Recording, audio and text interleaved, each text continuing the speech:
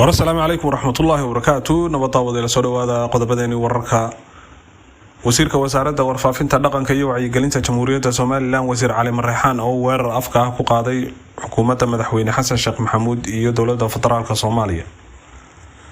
musharax madaxweyne xisbiga mucaaradka wadani oo weerar afka ah ku qaaday isna madaxweyne Muuse Biixi Cabdi. saraakiil ka tirsan ciidanka Soomaaliland oo ka qalin jabiyay kulliyadda difaaca ee dalka Itoobiya qodobada aynu soo qaadan doonaa.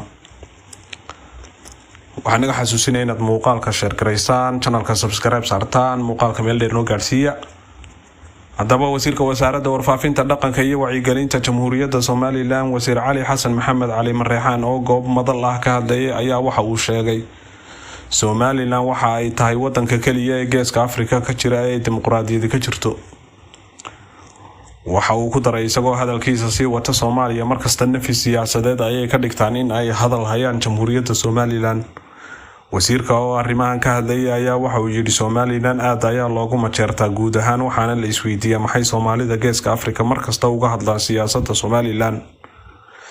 Soomaaliland siyaasad iyo dimuqraadiyad ayaa ka socota. Soomaalida Geeska Afrika meel ay dimuqraadiyad ka jirtaa ma jirto iyo doorashooyin xor ah ay ka dhacaan oo cid ay hadashaa ma jirto. saxaafad si xor ah u hadlaa kama jiraan Afrika. sidaas darteed Soomaalidu nafis siyaasadeed ayay ka dhigtaan dimuqraadiyadda Jamhuuriyadda Soomaaliland. isagoo weerarkan uu ku qaaday madaxweyne Xasan Sheekh Maxamuud si wata ayaa waxa uu yiri waxa aanu nahay dad xisbiya furtay oo dooda oo siyaasadii ka socoto. indhaha caalamka adduunka ayaa eegaya marka xaggooda waxba kama socdaan hala yaabina inaga ayuunbay ina eegayaan inagana sheekaynayaan reer Soomaaliland oo ku faana Soomaaliland iyo qarankiina wax iyo waxqabadka dalkiina. musharax madaxweyne xisbiga mucaaradka wadani Dr. Cabdiraxmaan Ciro ayaa goob madal ah oo uu ka hadlayay ayaa waxa uu ku qaaday weerar afka ah madaxweyne Muuse Biixi Cabdi. SNM waqtigeedii wuu dhamaaday. anigu waxaan dhagahayga ku dhageystay Muuse Biixi oo leh SNM way dhamaatay. laakiin hadda 50 sano ka bacdi ayuu ku faanayaa SNM ayaan nahay. shacbiga Soomaaliland ayaynu nahay ee SNM nihin Soomaaliland ayaa layna yiraahdaa hadda. shacbiga Soomaaliland SNM muu wada ahayn laakiin iminka waxa aynu wada nahay reer Soomaaliland.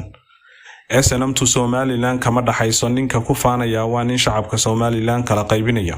hadalkaasi waxa ka yiri goob madal ah musharax madaxweyne Dr. Cabdiraxmaan Ciro. haddaba saraakiil ka tirsan ciidanka Soomaaliland ayaa ka qalin jabiyay kulliyadda difaaca iyo dagaalka Itoobiya kuwaas oo kamid ahaa ciidamo ka socday dalalka jaarka ah oo koorsooyin military kuna soo gabagabeeyay kuwaas.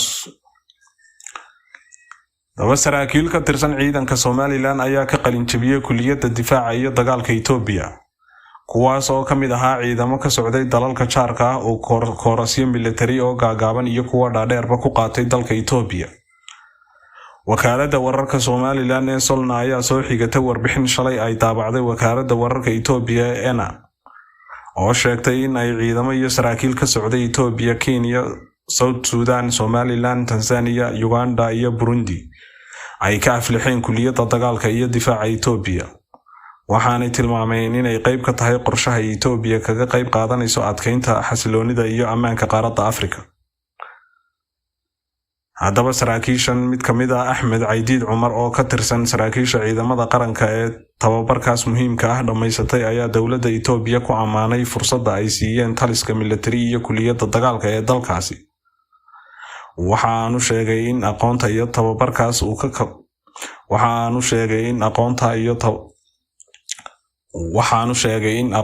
tababarkaas ka kasbaday uu kor ugu qaadi doono awoodda military ee ciidamada Jamhuuriyadda Soomaaliland.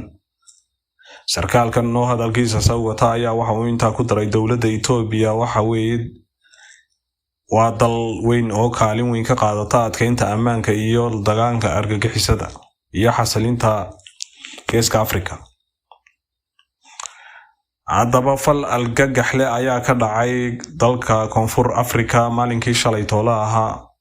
4 arday oo cadaan ah oo dugsiga sare ee lagu magacaabo Beninlandis kuna yaala magaalada Cape Town ee dalka Koonfur Afrika ayaa lagu eedeeyay in ay fal adoonnimo ah kula kaceen arday madow ah oo dugsiga la dhiganayay.